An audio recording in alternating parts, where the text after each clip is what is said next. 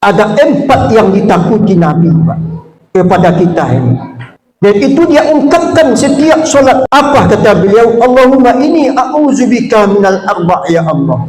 Ya Allah, aku berlindung kepada engkau dari 4 hal. Dari ilmu la yanfa', dari ilmu yang tak ada gunanya. Ilmu tak ada gunanya, Pak. Coba bayangkan. Awak berilmu tapi tak ada gunanya. Sekolah banyak, perguruan tinggi banyak, orang pintar apalagi. Tapi coba lihat keadaan kita. Mencincang-cincang orang, membegal, membunuh, merampok, menzolimi rakyat. Tidak ada orang yang bodoh, Pak. Banyak ilmu, ahli segala macam, Pak, tetapi hanya untuk melakukan kezaliman, korupsi merajalela di mana-mana. Kita diundang untuk memilih pemimpin tapi tak berubah hidup ini. Kita kalau menyolahkan anak yang terfikir apa nanti pekerjaan, berapa gajinya. Na'udzubillah min zalik.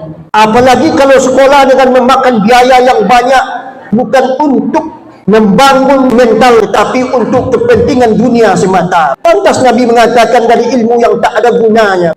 Dapat ilmu, cari pekerjaan, menyogok lagi.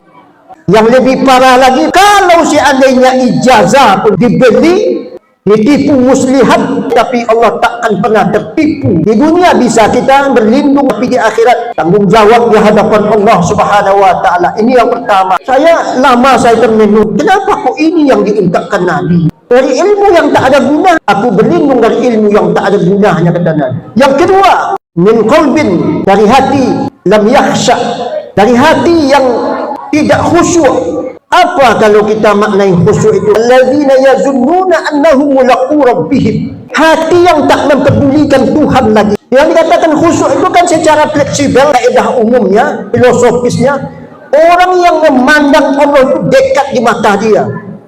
Kita memang tak ada takut dengan Allah lagi, Pak. Kadang-kadang agama dicaci maki, Nabi dilecehkan, sembahyang dipelintir, hati tertutup sudah, penyakit batin. Khatamallahu ala qulubihim. Kalau Allah mencak hati ini, Pak, tidak ada lagi hidayah kebaikan. Makanya orang sekarang tak takut menyogok, maling, mencincang-cincang orang, korupsi, narkoba. La ilaha illallah. Hati, Pak, yang sudah tertutup. Yang ketiga adalah min nafsin la yasba', dari nafsu yang tak pernah puas. Nafsu panjang angan-angan, dilihat hidup orang kok bisa kaya, saya tak bisa kaya, apa yang mesti saya lakukan? Kita sudah salah gaya hidup. Yang dilihat gaya Eropa, orang-orang Yahudi, sehingga kita kena racunnya, Pak.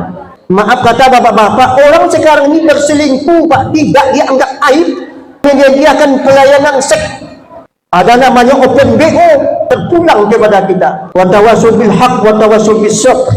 Sedangkan berzina saja, Pak, kita dirajam dan dicambuk. Apalagi menselingkuhi istri orang, Pak. Coba bayangkan, apa mestinya hukuman yang pantas untuk orang begini, Pak. Kadang-kadang dilindungi, tak ada bukti, tak ada saksi, bangga pula dia, Pak, dan pulang kepada kita. Ini mohon maaf bapak-bapak, kalau kita tidak menyelamatkan diri kita, tidak ada orang yang bisa menasihati kita, Pak.